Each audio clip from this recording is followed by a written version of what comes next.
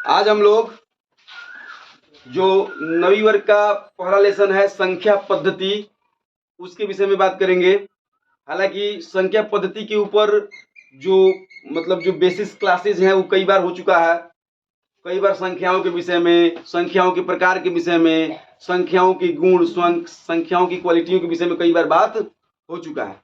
लेकिन फिलहाल हम लोग क्या है कि 4 लेसन तक, 9th के 4 लेसन तक मतलब मैथ में ऐसे रिवीजन बना चुके हैं क्लास में। अब 1 से लेके 4 तक का टेस्ट होने वाला है, जिस उपलक्ष्य में हम लोग क्या रख रहे हैं कि मतलब लेसन वाइज टेस्ट की तैयारी कर रहे हैं फिलहाल। और रोज मैं आपको 4-5 क्वेश्चन, 10 क्वेश्चन दे रहा हूं और आप उसे बना रहे हैं और देखा जा रहा है कि कौन बच्चा कितना बना पा रहा है और कितना तैयार है मतलब टेस्ट देने के लिए। तो इसी सिलसिले में आज के कुछ क्वेश्चंस हैं जो मैंने आपको दिए हैं और मैं अब उसे बना के चेक करूंगा कि आप कितना सही बना रहे हैं।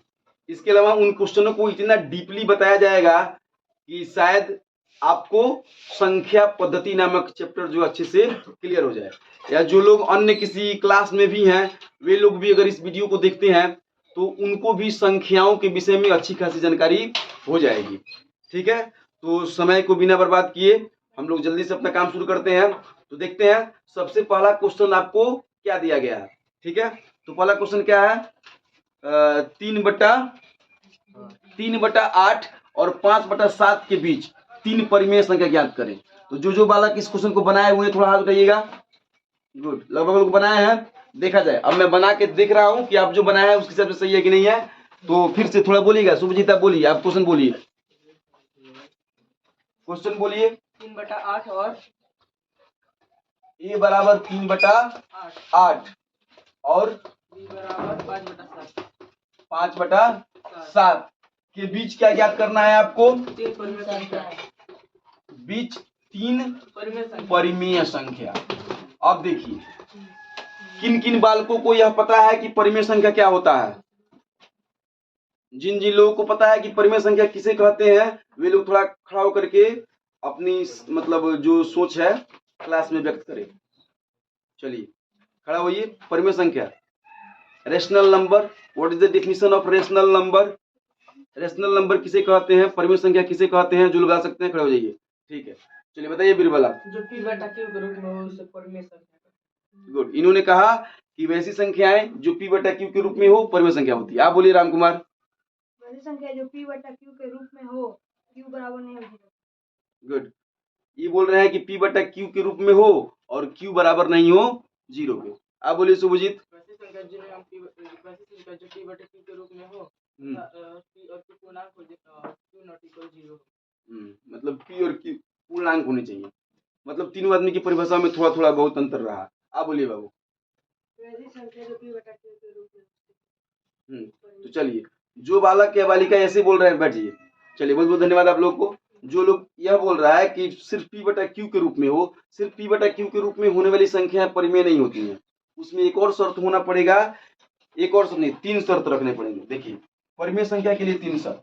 अगर आपसे परिमेय संख्या की गुण की बात की जाए, परिमेय संख्या की विशेषता की बात की जाए, ध्यान से बात सुनिए, गेम शुरू हो चुका है। परिमेय संख्या की अगर बात की जाए, परिमेय संख्या के क्या गुण है, परिमेय संख्या की क्या विशेषताएं हैं, परिमेय संख्या की क्या परिभाषाएं हैं, परिमेय संख्या में क्या क्या मिल सकता है, तो आप सबसे पहला पॉइंट देखिए।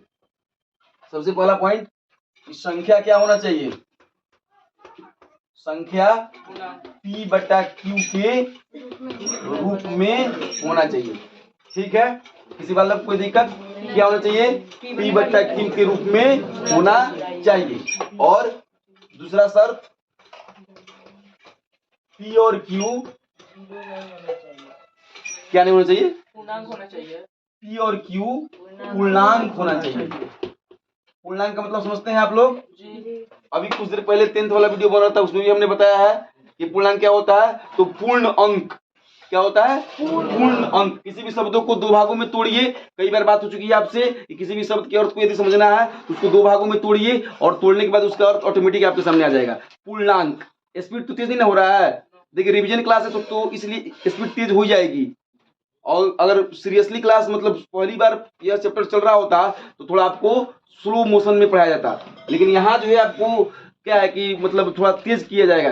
इसलिए क्योंकि ये रिवीजन क्लास है और इसमें भी बहुत सारे 5-6 क्वेश्चन अभी हमको बनाने हैं और मैं सिर्फ इसी पे अगर आ जाऊं तो फिर बहुत ज़्यादा टाइम लग जाएगा और क्या है कि ज़्यादा टाइम लग जाएगा तो आप बोर फील करोगे और दिक्कत तो मतलब आपको होगा, इसलिए मैं जल्दी जल्दी काम को समाप्त करने का प्रयास कर रहा हूँ। यदि आपको तेज लग रहा हो तो आप चैनल में क्या है कि उसमें जो होती है स्पीड वाली जो फंक्शन होती है वहाँ जा करके वहाँ आप स्लो कर लीजिए और स्लो करके मेरी बातों को सुनिए।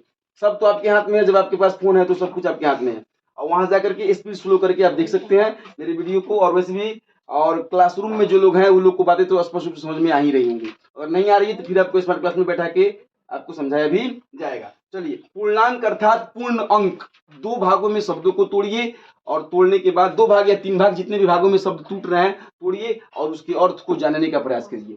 पूर्ण अंक मतलब पूर्णांक, ठीक है। पूर्ण का मतलब होता है पूरा, अधूरा नहीं, पूरा। तो पूरा जो हो उसी को हम पूर्णांक कहते हैं। तो पूरा क्या क्या हो सकता है, जैसे कि -2, 0, 2 इत्यादि। समझना बात को, माइनस में भी हो सकता है पूर्णांक है, 0 है, 2 है, मतलब जितनी भी ऋणात्मक संख्याएं हैं, धनात्मक संख्याएं हैं, 0 के साथ सम्मिलित रूप को हम पूर्णांक कहते हैं। इसको सामान्य दृष्टि से देखा जा सकता है। एक संख्या रेखा यदि हम बनाते हैं, यहाँ मूल बिंदु 0 हो गया, इधर 1 हो गया, इधर 2 हो गया, इधर 3, इधर 4, इधर -1, -2, -3, फिर -4। ये संख्याएं बढ़ती जाएंगी, 5, 6, 7, 8, 9, 10, 11, 12, 15, 1000, 2000, 5000, 10,000, 15,000, 20,000 वगैरह वगैरह संख्याएं बढ़ती जाएंगी। ठीक है, इधर भी संख्याएं बढ़ती जाएंगी, -1, -2, -3, -4, -5, -10, -50, -100 वगैरह वगैरह। इसको बोलते हैं संख्या रेखा। तो संख्या रेखा पे दिखाई जाने वाली संख्याएं जो धनात्मक रूप में होती हैं, धनात्मक रूप में होती हैं, ऋणात्मक रूप में होती हैं और 0 के साथ सम्मिलित होती हैं, क्या कहलाती हैं? पूर्ण संख्या, पूर्णांक कहलाती हैं। ठीक है, उन संख्याओं को पूर्ण संख्या भी कहा जा सकता है। सबको आ रहा है, मतलब दिक्कत कोई किसी प्रकार कोई मतलब परेशानी? सबको बात क्लियर समझ में आ रहा है? देखिए, ऐसे जब समझ में आता रहेगा और आप थोड़ा सा अपना रिप्लाई देते रहेंगे तो थोड़ा पढ़ाना आसान होगा। ठीक है, बहुत सारा कार्य है, ध्यान दीजिए। देखिए, चलिए मिटा दिया जाए यहाँ तक। तो आप समझ गए पूर्णांक क्या होता है। तो पी और की क्या होना चाहिए? पूर्णांक होना चाहिए। पूर्णांक के अलावा दूसरा कोई चीज अगर होगा तो वह परिमेय संख्या के रूप में नहीं होगा। तीसरा शर्त क्या होता है? Q बराबर नहीं 0। ठीक है, Q बराबर क्या होना चाहिए? 0 के नहीं होना चाहिए। ये 3 शर्त यदि आपको याद है तो आप ऑटोमेटिक परिमेय संख्या की परिभाषा बना सकते हैं। देखिए, लिखी गई बातों को रटना मत सीखिए, समझी गई बातों को परिभाषा के रूप में बनाना सीखिए। यही हमारा कॉन्सेप्ट रहा है और हम इसी कॉन्सेप्ट के ऊपर आज 15 सालों से पढ़ा रहे हैं और शायद जब तक लोग पढ़ता रहेगा तब तक हम पढ़ाते रहेंगे। ठीक है, तो चलिए परिमेय संख्या की परिभाषा बनाते हैं। वैसी संख्या, ध्यान दीजिएगा कैसे परिभाषाएं बन रही है। वैसी संख्या जो p/q के रूप में हो और pq पूर्णांक हो लेकिन q बराबर 0, q बराबर नहीं हो 0 की, क्या कहलाती है?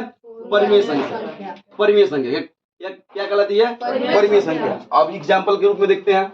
आप बताइए उदाहरण। 0 गुड, 0 परिमेय संख्या है क्योंकि 0/1 लिखा जा सकता है इसको। सिर्फ -2 परिमेय संख्या है क्योंकि -2/1 लिखा जा सकता है इसको। लेकिन 1/0 परिमेय संख्या नहीं है क्योंकि यह शर्त को लागू नहीं कर रहा है। इसलिए नहीं लागू कर रहा है कि 0 से किसी भी चीज में भाग दिया नहीं जा सकता, इसलिए यह अपरिभाषित है, इसलिए यह परिमेय संख्या का रूप नहीं है। तो मेरे ख्याल से परिमेय संख्या के बाद तो आपको समझ में आ गया। अब एक चीज और यहाँ छूट रही है, वह यह छूट रही है कि दो परिमेय संख्याओं के बीच संख्याओं की संख्या बहुत ज्यादा होती है, अर्थात दो संख्याओं के बीच संख्याओं की संख्या अनगिनत होती है। इस पॉइंट को भी आप याद रख सकते हैं और कल ही हम आपको बताएंगे शायद। ठीक है, क्या याद रख सकते हैं? लिख लीजिएगा कॉपी में। दो संख्याओं के बीच परिमेय या मतलब परिमेय या अपरिमेय या किसी भी प्रकार की संख्या, परिमेय संख्या से ही न बना है। दो संख्याओं को भिन्न के रूप में रख देते हैं तो परिमेय हो जाता है। तो सिर्फ संख्या अगर कहा जाए तो भी कोई दिक्कत नहीं, क्योंकि परिमेय संख्या का ही रूप है। तो दो संख्याओं के बीच दो संख्याओं के बीच संख्याओं की संख्या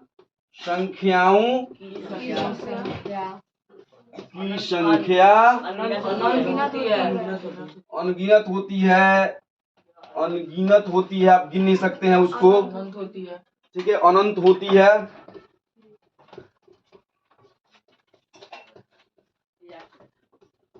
इसको लिख के आप उतार सकते हैं और याद भी कर सकते हैं। तो अब यहाँ जो है क्या हो सकता है कि रुकिएगा थोड़ी।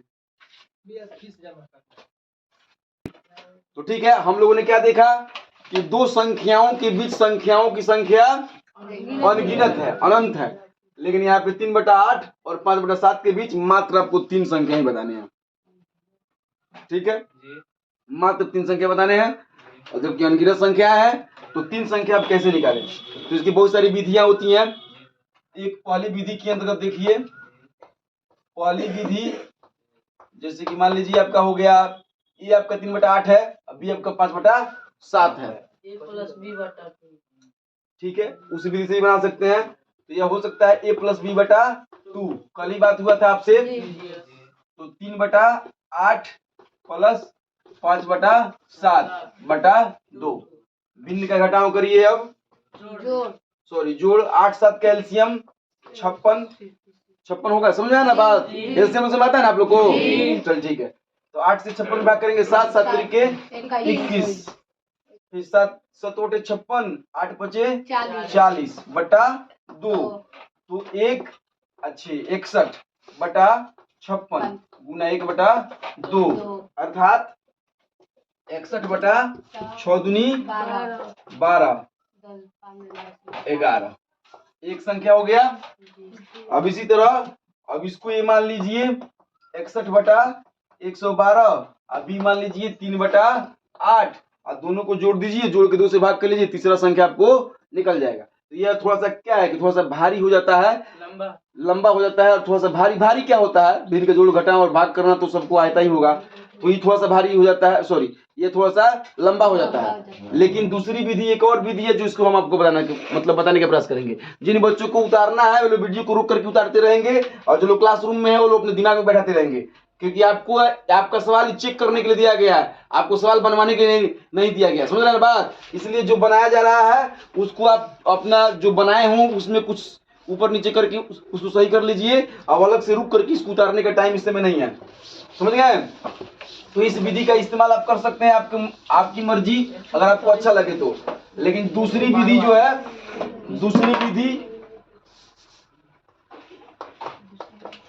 दूसरी विधि यह है कि हर को क्या करें, बराबर करें। हर को बराबर करने के लिए दो भिन्न है आपके पास, है ना, दो भिन्न। एक के हर से दूसरे में गुना कर दें, 60/7 से, इधर 8/8 से गुना कर दें, ऑटोमेटिक भिन्न क्या हो जाएगा, हर क्या हो जाएगा, बराबर हो जाएगा। 7 तरीके 21/7/56, इधर 40।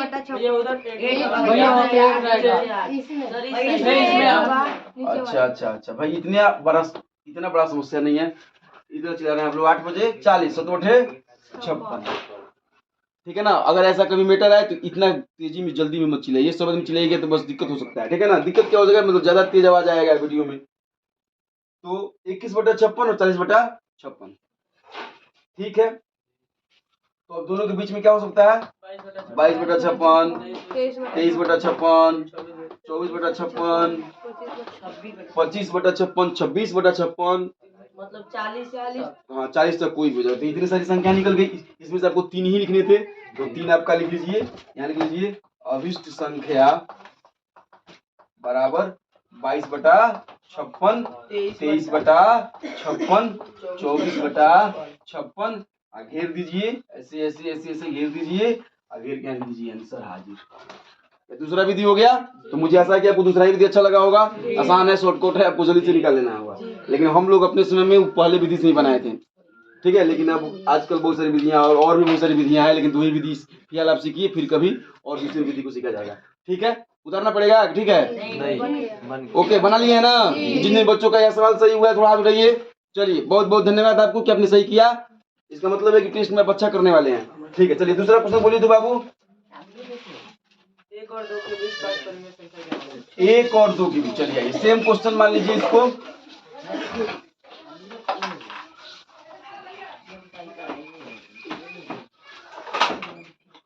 1 और 2 के बीच, a = 1 b = 2 के बीच क्या करना है, 5 परिमेय संख्या। तो आप पहली विधि का इस्तेमाल करिएगा, इस दूसरी विधि का कैसे कीजिएगा, इसको आप नहीं मालूम है कैसे कीजिएगा। देखिए पहली विधि तो ठीक है, a + b/2, ठीक है ना, बोलिए, बोलते भी रहिए, 3/2 अर्थात 1.5 आंसर। किसी को दिक्कत? फिर पहली संख्या आ गई आई, पहली संख्या, फिर दूसरी संख्या। अब 1.5 मान लीजिए और 1 मान लीजिए, सुन रहे हैं, 1.5 + 1/2, 2.5/2 भाग कीजिएगा, 1.25 आ जाएगा। किसी को दिक्कत? ऐसे तीसरी चौथी संख्या भी निकल जाएगी। और दूसरी विधि देखिए, दूसरी विधि देखिए, जिसको उतारना है इसी टाइम में उतार लेगा, लिखते समय उतार लेगा। विधि सीख लीजिए, आपको अपना प्रैक्टिस करिए घर पे जाके। दूसरी विधि, दूसरी विधि में है, देखिए आवाज मत कीजिए, दूसरी विधि में a = 1 b = 2, ठीक है। कितने परिमेय संख्या ज्ञात करने थे? 5। तो एक परिमेय संख्या मतलब जितने परिमेय संख्या ज्ञात करने हैं, n बराबर कितने हैं? 5, ठीक है।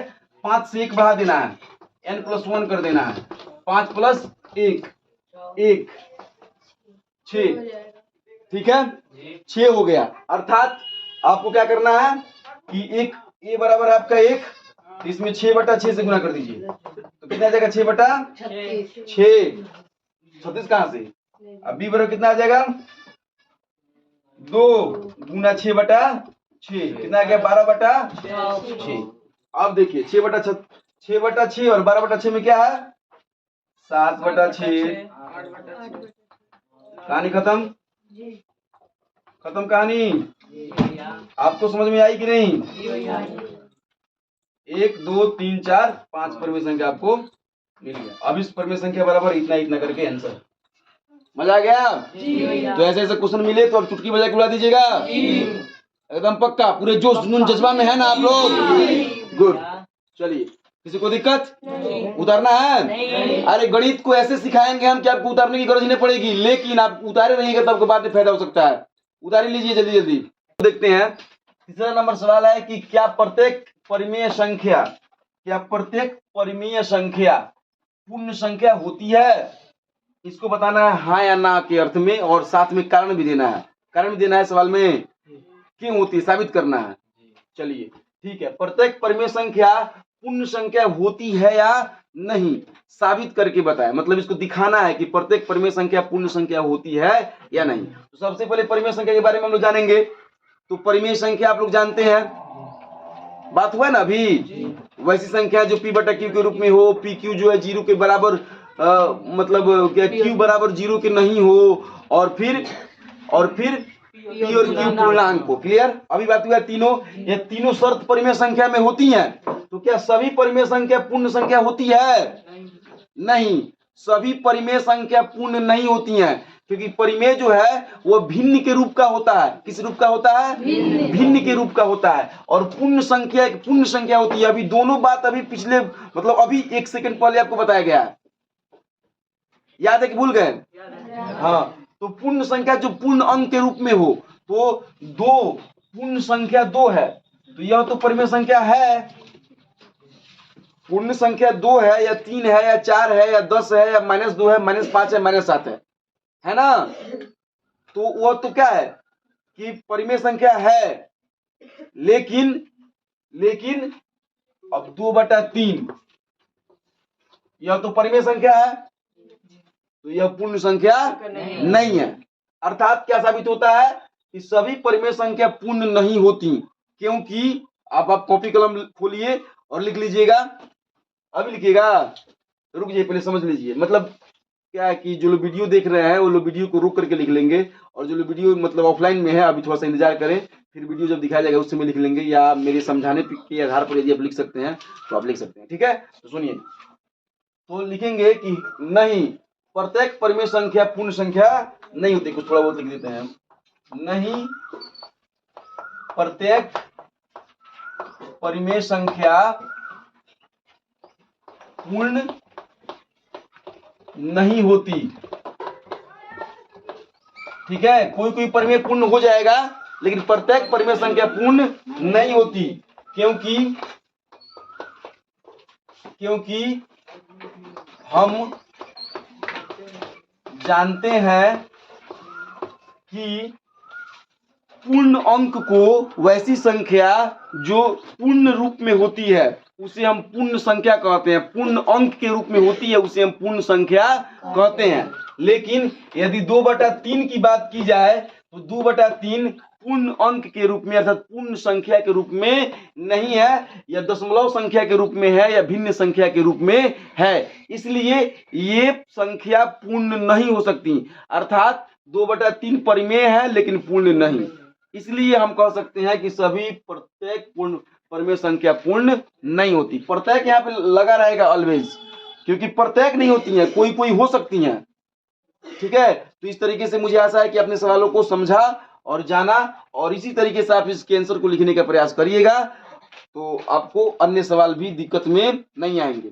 ठीक है, जबकि इसके उल्टा अगर बात किया जाए कि प्रत्येक पूर्ण संख्या, अगर उल्टा बात किया जाए कि प्रत्येक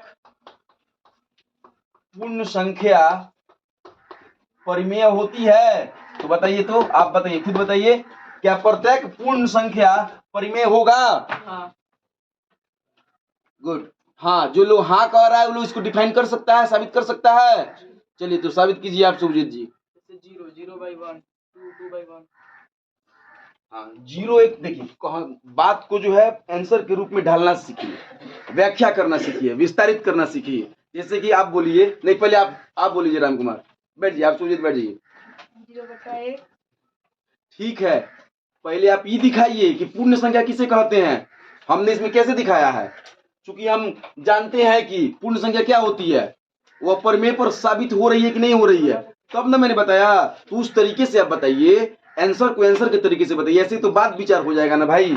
बताइए, बोलिए। जैसे 0 पूर्ण संख्या है, उसके नीचे 1 लगा देंगे तो यह परिमेय संख्या हो जाएगा। गुड। भिन्न के रूप में हो जाएगा। हाँ, जैसे 2 पूर्ण संख्या है, हाँ, इसके नीचे भी हम 1 लगा देंगे तो यह भिन्न के रूप में परिमेय संख्या हो जाएगा। हाँ, गुड। चलिए, आपका बात सही है, लेकिन आप उदाहरण से उठा रहे हैं, परिभाषा से भी उठाना सीखिए। अब यहाँ तक तो ठीक है, कोई दिक्कत नहीं है, लेकिन परिभाषा से कैसे उठाएं इसको देखिए। बैठिए, जो भाई लोग नहीं बता पा रहे हैं तो वे लोग जो है समझने के प्रयास करें, वो भी बताएं, क्योंकि बताने से जो है आपकी हेजिटेशन दूर होगी और आपको क्या है कि आपकी समझदारी बढ़ेगी और आपके मन में आत्मविश्वास जगेगा, आत्मबल जगेगा कि मैं भी बता सकता हूं, मैं भी कर सकता हूं। जैसे कि ये बालक जो लोग खड़ा होकर बोला है, इनके अंदर जो है जज्बा आया होगा कि मैं फिर से बोलूंगा, अगर मैं दूसरा कोई सवाल पूछूंगा तो फिर ये बोलने के लिए तैयार होंगे, क्योंकि इनकी बोलने की आदत क्या हो चुकी है, लग रही है, और वे इनके हेजिटेशन जो है दूर हो रहे हैं। ठीक है, तो सुनिए, तो यहाँ जो है पहले कहेंगे, क्योंकि हम जानते हैं कि पूर्ण संख्या 0 से शुरू होकर अनंत तक जाती है। ठीक है, और परिमेय संख्या P/Q के रूप में लिखी जाती हैं। तो जो संख्याएं 0 से शुरू हो रही हैं और अनंत तक जा रही हैं, उसके नीचे यदि हम बटा 1 लगा दें तो ये संख्याएं सभी की सभी परिमेय हो जाएंगी, अर्थात सभी पूर्ण संख्याएं परिमेय होती हैं। क्लियर? किसी को दिक्कत? इस तरीके से सवाल में कुछ क्या हो सकता है कि सवालों में बदलाव परिवर्तन भी हो सकता है, लेकिन यदि कॉन्सेप्ट आपका क्लियर है, आपकी सोच अगर संख्याओं के प्रति जबरदस्त है, तो आप कभी भी कितने भी बदलाव हों, आपको किसी भी प्रकार का कोई दिक्कत नहीं होगा। यहाँ तक किसी बालक को कोई दिक्कत, कोई परेशानी? बात आ रही है समझ में अच्छे से सबको? बोलिए, सबको आ रही है समझ में? गुड। चलिए, तब आगे वाला क्वेश्चन देखा जाए। इसकी आगे बात हो रही है कि √3 को संख्या रेखा पर दिखाएं। कहाँ दिखाएं? संख्या रेखा पर। तो देखिए, संख्या रेखा पर दिखाने के लिए, संख्या रेखा पर √3 को दिखाने के लिए क्या करते हैं, इसकी 2 विधियां होती हैं। एक तो आप 3 का वर्गमूल निकाल लीजिए, जो ऐसे 8वीं क्लास में आप निकाले हैं, तो 3 का वर्गमूल निकालिएगा तो 1.73 आ जाएगा, वगैरह वगैरह और भी आएगा, 205 अगर जो भी हो, चलिए आपका मर्जी, 1.73205 आ जाएगा। उसके बाद आप इसको संख्या रेखा पे लीजिए। ठीक है, जैसे आवर्धित संख्या निकालने के लिए आपको सिखाया गया है, आवर्धन द्वारा, उत्तरोत्तर आवर्धन द्वारा बताएं। मेरा वीडियोज भी उसके ऊपर है, और वीडियो के माध्यम से भी मैंने सिखाने का प्रयास किया है, और ऑफलाइन क्लास में आपको क्लासरूम में भी सिखाने का प्रयास किया है। तो उस विधि से भी आप 1.73205 को दिखा सकते हैं। तो थोड़ा सा उस पर ध्यान दिया जाए, उसके बाद एक और विधि आपको सिखाई जाएगी। मिटाया जाए, देखिए, तो पहले इसका क्या किया जाएगा, अब देखिए कॉन्सेप्ट कहाँ था, दो संख्याओं के बीच अनगिनत संख्याएं हैं, उसी कॉन्सेप्ट के आधार पर यह सवाल बनेगा √3 वाला। ठीक है, इसको मिला देते हैं, आपको तो सवाल याद ही हो गया होगा। 1.73 को कैसे दिखाना है, अब √3 नहीं 1.73205 को दिखाने की बात की जा रही है, ध्यान दीजिएगा। मान लीजिए यह एक संख्या रेखा हो गया, यहाँ 0 हो गया, यहाँ 1 हो गया, यहाँ 2 हो गया, यहाँ 3, यहाँ 4, समझ रहे हैं, 5 6 7 8 जितना आप बढ़ा सकते हैं।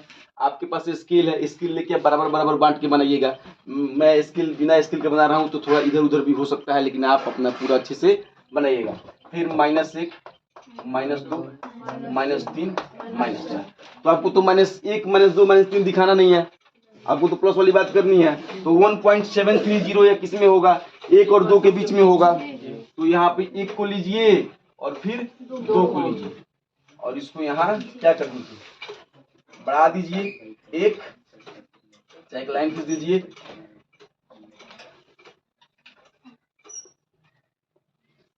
2। ठीक है, किसी को दिक्कत, ऐसे कर दीजिए, जैसे आपकी मर्जी, 2 कर दीजिए और यहाँ 1 कर दीजिए। अब 1 और 2 के बीच में कितनी संख्याएं हैं, अनंत है, ठीक है, लेकिन मानने के लिए 1.1 1.2 1.3 1.4 1.5 1.6 1.7 1.8 1.9, अब मान लीजिए 2। ठीक है ना, मतलब इधर थोड़ा ज्यादा बड़ा मतलब हो गया। आप स्केल से बराबर दूरी पे बांटिएगा। अब कितना दिखाना था हमको, 1.7320 दिखाना था ना, तो 1.7 के बाद क्या आएगा 8, तो इसी के बीच होगा 7 3। अब इसको लीजिए फिर इसको लीजिए, समझ रहे हैं बात। अब यहाँ पे हो जाएगा, ऐसे खींच दीजिए 1.8। आ रहा है सबको समझ में, सभी बंदे को आ जाना चाहिए। अब यहाँ पे क्या हो जाएगा 1.71 1.72 1.73 1.74 1.75 वगैरह वगैरह करते चला जाएगा। तो 73 तक ही जाना था ना हमको, 1.73 को बढ़ाएंगे, 1.74 को बढ़ाएंगे, तो इसमें अब 2 आ जाएगा, फिर 0 आ जाएगा, 5 आ जाएगा, ऐसे करके अब इसको निकाल सकते हैं। तो इसको बोलते हैं उत्तरोत्तर आवर्धन विधि के द्वारा संख्या रेखा पर √3 को दिखाना। तो सिर्फ यह लिखा गया था कि √3 को संख्या रेखा पर दिखाएं, उसमें कोई शर्त लागू नहीं किए गए थे। तो उत्तरोत्तर आवर्धन द्वारा भी आप दिखा सकते हैं, पहली विधि हो गया। और एक और विधि हम आपको बता रहे हैं जिसको हम कहते हैं ज्यामितीय विधि। क्या बोलते हैं, ज्यामितीय विधि, जिसके विषय में हम अभी बात करेंगे, ज्यामिति के तौर पर उसको कैसे दिखाएं। ठीक है, किसी बंदे को यदि उतारना हो, उतारिएगा, क्या करिएगा, वीडियो देख के उतार लीजिएगा, वीडियो देख के उतार लीजिएगा तो ठीक रहेगा। मान लीजिए अभी क्लास रोकना पड़ेगा और टाइम लगेगा, इससे अच्छा है कि वीडियो देख के उतार लीजिए। जब वीडियो बनाया जा रहा है तो कुछ उसकी सुविधा का फायदा उठाना सीखिए। इसके अलावा हम जैसे बता रहे हैं ऐसे तो बिल्कुल दिमाग में छप जाता होगा, निकलेगा ही नहीं। अगर इस क्वेश्चन को अभी हम बताए हैं, अभी अगर वीडियो बंद भी होती है तब आप उतारते हैं, तब भी आप उतार सकते हैं, तब भी आप बना सकते हैं। तो रिवीजन का क्लास है ना, 5 जो क्वेश्चन अभी दिए गए तो रिवीजन के तौर पे दिए गए हैं, और इस क्वेश्चन को तो आप पहले भी बनाए हैं। समझ रहे हैं बातों को, अर्थात आप उतारिए या मत उतारिए, आपको कमांड होना चाहिए, क्योंकि आप पहली बार इस चैप्टर को नहीं पढ़ रहे हैं और पहली बार उत्तरोत्तर आवर्धन को नहीं देख रहे हैं। इससे पहले आप इसके ऊपर कितने सारे क्वेश्चन बना चुके हैं। क्लियर, ठीक है। अब ज्यामितीय विधि देखा जाए, तैयार है सब कोई, चलिए। तो अब देखिए ज्यामितीय विधि क्या है, इसको बोलते हैं उत्तरोत्तर आवर्धन विधि। क्या बोलते थे, उत्तरोत्तर आवर्धन विधि। अब उत्तरोत्तर आवर्धन का अर्थ समझ लीजिए पहले। उत्तरोत्तर का मतलब होता है कि आगे बढ़ाते हुए, ठीक है। आवर्धन का मतलब होता है बड़ा करते हुए, इसको जूम कहा जाता है हम लोग आजकल के भाषा में। आप मोबाइल में किसी फोटो को देखते हैं तो जूम कर देते हैं, बड़ा हो जाता है, बड़ा करके आवर्धित करके देखते हैं, उसी प्रकार इसको जूम करके दिखाया जा रहा है। मतलब दो संख्याओं के बीच की संख्याओं को जूम किया जा रहा है। आपने देखा 1 और 2 को मैंने जूम किया, देखा ना, फिर 1.7 को और 1.8 को जूम किया, बड़ा किया मतलब बड़ा करके आवर्धित करके बीच में संख्याओं को देखने की कोशिश की जा रही है, इसलिए इस विधि को क्या बोलते हैं? उत्तरोत्तर आवर्धन विधि। देखिए सवालों की कमी नहीं है, सवालों की कमी नहीं है यदि आपका कॉन्सेप्ट क्लियर है, यदि आपका संख्या पर जो भी कॉन्सेप्ट है, संख्या के ऊपर जो भी आपकी सोच है, जो भी आपके समझ है, आपके शिक्षक ने आपके दिमाग में जो भी संख्या के ऊपर कॉन्सेप्ट बनाया है, अगर वो कॉन्सेप्ट क्लियर है तो सवालों को बनाने में आपको ज्यादा वक्त नहीं लगेगा। समझ रहे बात को? अभी आपको समझाएगा ना कि परिभाषा कॉन्सेप्ट में क्या फर्क है। चलिए तो अब देखते हैं हम लोग ज्यामितीय विधि द्वारा कैसे हल करेंगे किसको? रूट 3 को। ठीक है, तो ज्यामितीय विधि द्वारा हल करने के लिए हमको सबसे पहले स्केल वगैरह चाहिए। स्केल लेंगे, एक रेखा ले लेंगे, एक बिंदु ओ डाल देंगे और सबसे पहले रूट 3 को पाइथागोरस प्रमेय के ऊपर बैठाने की कोशिश करेंगे। जो समकोण त्रिभुज का एक क्या है कि फार्मूला है, समकोण त्रिभुज की फार्मूले जो 10वीं वर्ग में आपको अच्छे से पढ़ने के लिए मिलेंगे, तो थोड़ा सा ध्यान दे सकते हैं। तो समकोण त्रिभुज ध्यान दीजिएगा, 1 मिनट आप लोग भी ध्यान दीजिए सब लोग। पाइथागोरस पहले क्या है? पाइथागोरस एक गणितज्ञ का नाम है। किसका नाम है? गणितज्ञ का। और उस गणितज्ञ ने समकोण त्रिभुज में रिलेशन ढूंढा। समकोण त्रिभुज में क्या किया? संबंध ढूंढा। क्या किया पाइथागोरस ने? समकोण त्रिभुज में संबंध ढूंढा, संबंध की खोज की। तो समकोण त्रिभुज कैसा होता है? एक खड़ा लाइन होता है और उसके ऊपर एक बड़ी लाइन होती है, दोनों के बीच जो है 90 डिग्री कोण बनता है। इसको लंब रेखा भी कहा जाएगा, लंब कोण भी कहा जाएगा। अब यहां से इसको हमने मिला दिया, तो ये जो लाइन है इसको बोलते हैं हम आधार, इंग्लिश में बेस बोला जाता है इसको। और ये जो है ABC, इसको बोलते हैं लंब। ठीक है, आइए हो गया कर्ण। तो उन्होंने बताया कि लंब और आधार, लंब का स्क्वायर प्लस आधार का स्क्वायर अर्थात वर्ग कर्ण के वर्ग के बराबर। 10वीं क्लास का एकदम फेमस थ्योरम है। 10वीं क्लास में सिद्ध करने के लिए आएगा, इसको पाइथागोरस प्रमेय के नाम से जाना जाता है। तो इस क्लास में 9th में आपको सिर्फ पाइथागोरस के विषय में जानना है और 10th में आपको पाइथागोरस प्रमेय को सिद्ध करके देखना है। ठीक है, तो आप अभी 9th में सिर्फ इतना ही समझिए कि लंब का स्क्वायर प्लस आधार का स्क्वायर बराबर कर्ण का स्क्वायर। जब आप 10th में जाइएगा तो इसको हम सिद्ध करके दिखाएंगे। और जो भाई बंधु लोग 10th में हैं उनको हमने दिखाने का प्रयास, मतलब अभी नहीं दिखाया होगा, लेकिन जब त्रिभुज नामक चैप्टर चलेगा तो उसमें दिखाया जाएगा। अर्थात पाइथागोरस ने क्या खोज किया कि किसी भी समकोण त्रिभुज की लंब और आधार के वर्गों का योगफल कर्ण के वर्ग के योगफल के बराबर होता है। तो यह जो ज्यामितीय जो मेथड द्वारा जो आपको रूट 3 को दिखाना है, इसमें इस मतलब सूत्र का उपयोग करना पड़ेगा। यहाँ लंब हो गया, मान लीजिए आपका बेस हो गया, तो आप बेस पे क्या रखिएगा बेस पे? तो 1 रख दीजिएगा, 1 का स्क्वायर, फिर इधर आधार पे क्या रखिएगा? 2 का स्क्वायर, तो क्या हो जाएगा? 5 हो जाएगा ना।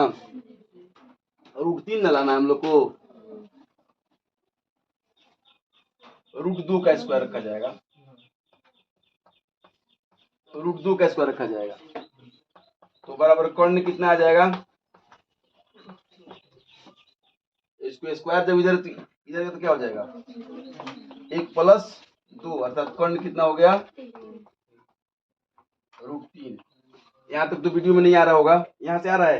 ये वाला नहीं आ रहा, कर्ण बराबर देखिए थोड़ा कट रहा है। अच्छा तुम्हें थोड़ा सा समझ में आ रहा है? कर्ण बराबर रूट 1 प्लस रूट 2 है, फिर कर्ण बराबर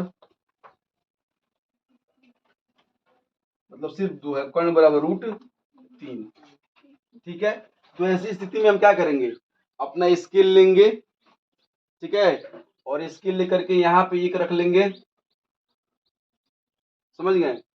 1 मीटर का एक लेंगे और 90 डिग्री के कोण यहाँ बना करके फिर 1 मीटर का एक यहाँ पे लेंगे। इसको अच्छे से औजार बक्स के माध्यम से बनाया जा सकता है, मतलब स्किल उसकिल के माध्यम से, और हमने आपको अपने क्लास में, आपकी क्लास में बताया भी है, लेकिन थोड़ा सा हिंस के रूप में हम यहाँ दे रहे हैं।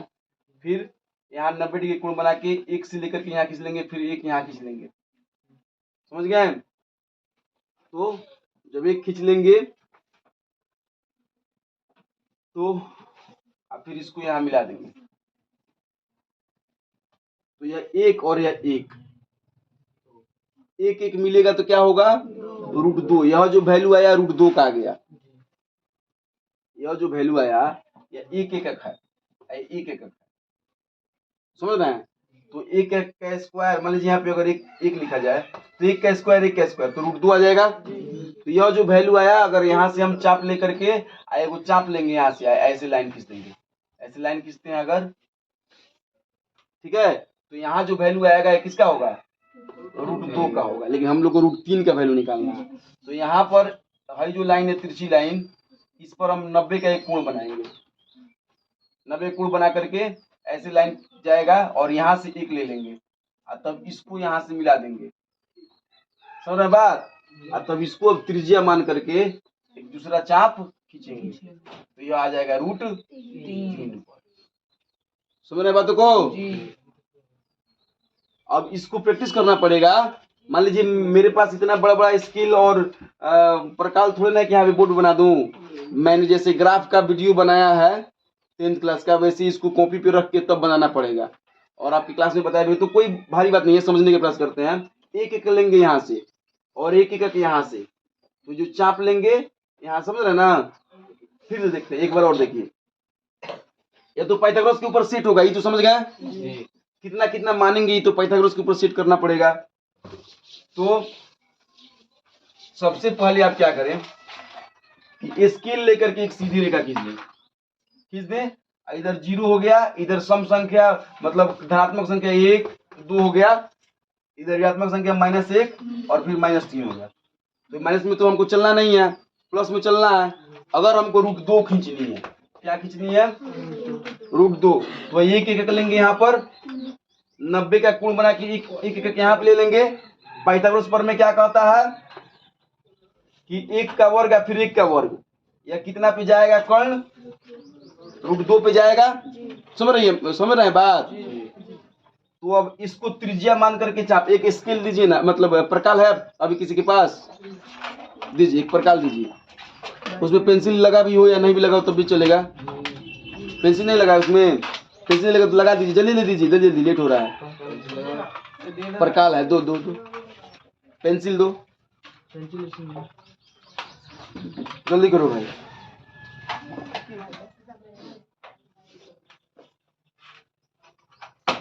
तो अब मान लीजिए इतना तो आप कर सकते हैं। 90 का कोण मान लीजिएगा चांद से, 90 का कोण बनाता है ना, सब बताया गया पहले आपको। अब इसको जो है यहाँ केंद्र रखिए, इसको जो है ये जो है देखिए, अब इतना बड़ा थोड़े ना हो रहा है, मतलब इतना बड़ा ले लीजिए। इस चाप एक बोर्ड पे है तो बड़ा हो रहा है, लेकिन अभी कॉपी भी छोटा होगा। चाप ले लीजिए, चाप लेकर के ऐसे मिलाइए, ऐसे ऐसे मिलाइए। तो ऐसे मिलाइएगा तो कैसे मिलेगा? तो ऐसे मिलाइएगा तो ऐसे ना मिलेगा। समझ रहे हैं बात? तो जहां आके मिलेगा वह पर क्या होगा? √2 होगा। ठीक है, अब इसका जांच करेंगे कि क्या हमने जो बनाया है वह सही है कि नहीं है। तो स्केल लेंगे और स्केल लेके नापेंगे। तो एक यहाँ पे है, तो यह जहाँ पे √2 मिलेगा वह 1.4 पर आके मिलेगा, क्योंकि √2 का मान कितना होता है? 1.414 होता है। तो इस तरीके से ज्यामितीय विधि द्वारा हो गया। तो ये √2 निकला। क्या निकला? √2 निकला। क्या निकला? लेकिन जब √3 की बात की जाएगी तो यहाँ जो है जो रेखा निकली हुई है, यहाँ पर हम 90 का एक कोण बनाएंगे। चांद है किसी के पास? दीजिए इधर, दीजिए, जब बात हो रही है तो क्लियर ही हो जाए। अब आपको प्रैक्टिस कर रहे होंगे। यहाँ पर जो बना हुआ है, यहाँ पे 90 का कोण बनाएंगे। तो 90 यहाँ है, दिख रहा है ना, यहाँ है। तो इस लाइन को मिला देंगे, 90 कोण बन गया। अब हाई हो गया आपका √2 हो गया। अभी पाइथागोरस में आया था, तो ये हो गया √2। इसके ऊपर लंब हो गया 1। अब इसको मिला देंगे, समझ रहे हैं? अब तब फिर जो प्रकाल था हमारा, ये प्रकाल लेकर के यहाँ से चाप लेके ऐसे मिलाएंगे। तो ई जा करके जहां मिलेगा वो कितना होगा, √3 √3 हो जाएगा। मतलब अगर उसको स्केल से नापते हैं तो 1.73 1.7 आएगा, इसमें 3 नहीं आएगा। यह आवर्धित थोड़े ना है, यह मतलब 1.7 पे होगा। आपके स्केल में आवर्धन से थोड़े ना बताया गया है। आप बताइए किन किन बालक बालिका को बात समझ में आ गया। अब इसके लिए अब आपको समझ में अगर आ गया, अभी तो आपको लग रहा है कि समझ में आ गया, क्योंकि मैं समझा रहा हूं तो आपको लग रहा है कि समझ में आ गया, लेकिन इसकी जाके यदि प्रैक्टिस नहीं करिएगा तो नहीं आएगा। जाके का यहाँ भी कर सकते हैं, चाहे घर पे भी कर सकते हैं। और जो लोग मेरे पास पहले से पढ़ रहे हैं या जो लोग पहले इस चैप्टर को बनाए हैं, उन लोग को हम ही बनाए होंगे, बताए भी होंगे, और इस समय वो एकदम पक्का हो गया होगा। पहले जो बताए होंगे उसमें एकदम पक्का हो गया होगा। अब √3 निकल गया, अब √4 निकालनी हो तो यहाँ से आगे बढ़ाइए 1 मीटर, 5 निकालनी हो तो बढ़ाइए 2 मीटर, ऐसे ही बढ़ते रहेगा। और इस तरीके से संख्या रेखा पर √3, √2, √5, √7, √6 किसी भी मान को आप निकाल सकते हैं। तो यह हुआ ज्यामिति विधि, और इस विधि के तहत आप आसानी से काम को कर सकते हैं। 5वां नंबर सवाल बताओ तो बाबू जल्दी से, ज्यादा बड़ा वीडियो होते जा रहा है। घबराइए मत, आप इसको बनाइएगा। फिर अभी तो 9th शुरू हुई है ना भाई, अभी तो बहुत मौका मिलेगा। आप लोग अपना काम करिए। हाँ 0.235 0.235 हाँ 35 के ऊपर रेखा हाँ को परिमेय संख्या में, गुड, बैठिए बैठिए। 0.235 35 के ऊपर रेकड़ी को परिमेय संख्या के रूप में व्यक्त करें। तो देखिए इसको जो है, आज वीडियो बड़ा होते जा रहा है इसलिए इसको मतलब ऑब्जेक्टिव विधि द्वारा देख लीजिए। इस क्वेश्चन को 2 विधि से बनाया जाता है। एक विधि होती है ऑब्जेक्टिव और एक होती है सब्जेक्टिव। तो थोड़ा जल्दी जल्दी प्रयास किया जाए। ऑब्जेक्टिव विधि द्वारा बनाने के लिए दशमलव हटाइए, दशमलव के बाद जितने अंक हैं 1 पर उतने 0 बढ़ा दीजिए। मालूम है नहीं बात सब किसी को? गुड। अब जब दशमलव हटाएं और 1 के बाद जितने अंक है उतने 0 बढ़ा दिए। अब एक अंक ऐसा है 2 जिस पर रेकड़ी नहीं है, तो इसमें से 10 घटा दिए। ठीक है, इधर से माइनस सिर्फ 2 घटा देंगे तो आ जाएगा 233/990। काटेंगे, कटेगा ना 3 से? नहीं कटेगा, 3 3 6 नहीं कटेगा, नहीं कटेगा, इतना ही होगा। ठीक है, चलिए इस तरीके से यह बन जाएगा। तो अभी जितने क्वेश्चन आपको बताए गए हैं उसके हिसाब से आप काम करिएगा।